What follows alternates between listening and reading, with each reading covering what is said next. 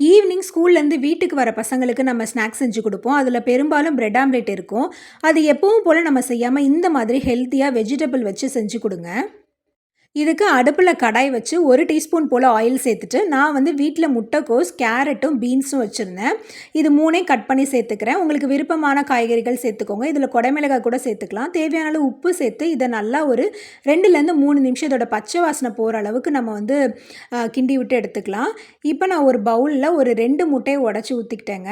இதில் 1/4 டீஸ்பூன் மஞ்சள் தூள், 1/4 டீஸ்பூன் மிளகாய் தூள், 1/4 டீஸ்பூன் போல் மிளகுத்தூள் சேர்த்து தேவையான அளவு உப்பு சேர்த்து இதை நல்லா வந்து பீட் பண்ணி எடுத்துக்கிட்டேங்க. பீட் பண்ணி எடுத்த அந்த முட்டை கலவையில் இப்போ நம்ம வதக்கி வச்சுருந்த காய்கறியுமே சேர்த்துட்டு அதையுமே நல்லா இந்த மாதிரி பீட் பண்ணி எடுத்துக்கிட்டேங்க. பீட் பண்ணதுக்கப்புறமா இப்போ ஒரு தோசை தவாவை வச்சுக்கிட்டேன். தோசை தவா மேலே கொஞ்சம் போல் பட்டர் ஆட் பண்ணிக்கோங்க. பட்டர் இல்லைனா நம்ம நெய்யில் கூட செய்யலாம். இப்போது நான் ஒரு 2 ப்ரெட்டை வந்துட்டு இது மேலே வந்துட்டு நான் வச்சுட்டேன். இதை வந்து முன்னும் பின்னும் இந்த மாதிரி பெரட்டி போட்டு நல்லா டோஸ்ட் பண்ணி எடுத்துக்கிட்டேங்க.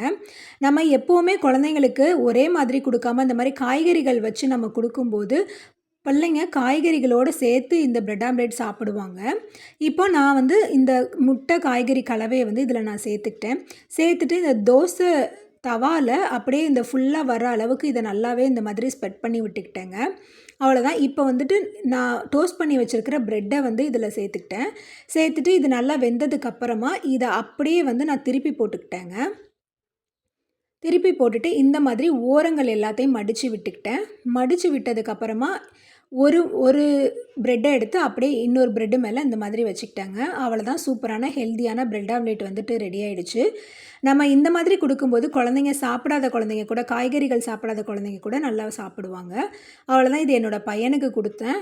அவன் வந்து காய்கறியே சாப்பிட மாட்டான். ஆனால் நான் இப்படி கொடுத்தோன்னா தட்டில் எதுவுமே மிச்சம் வைக்காமல் எல்லாத்தையும் சாப்பிட்டுட்டாங்க. டேஸ்ட்டும் நல்லா இருந்ததுன்னு சொன்னான்.